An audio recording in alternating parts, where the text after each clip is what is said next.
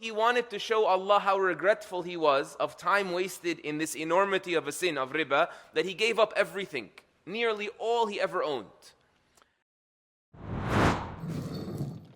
I often recall the story of Abdullah ibn Marzuq, who was a good friend of one of the Khulafa, the Abbasid Khalifas, and this man was a loan shark. He was just like obsessed with money, and he would lend people for an advantage, charge them riba, and he became very wealthy till one day someone dropped on his leg a burning coal that they were burning the incense off of.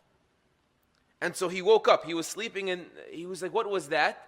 And the servant girl that was walking around with the burner, she said, that was a glimpse of the fire of this world. So what do you imagine the fire of the hereafter would be like? And he had, subhanAllah, a complete change of heart, a complete change of lifestyle. And then he gave up all of his money for the sake of Allah, which he didn't have to do, by the way.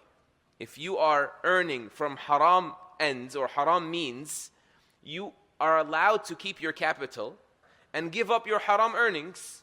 But he wanted to show Allah how regretful he was of time wasted in this enormity of a sin of riba, that he gave up everything, nearly all he ever owned.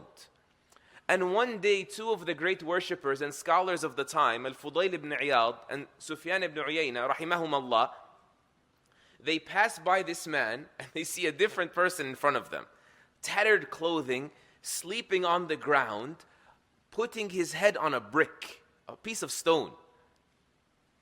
And so Al-Fudayl said to him, Allah subhanahu wa ta'ala never sees anyone give up something for his sake except that he replaces him with something better. Meaning Allah is too appreciating to tell you wait for Jannah to get any sort of kickback, get any sort of benefit. Allah is not like that. You gave up something for Allah, I'm sure Allah gave you something in its place. So what did Allah give you? And he responded saying, Ar-rida bima ana fi, being content with this condition of mine.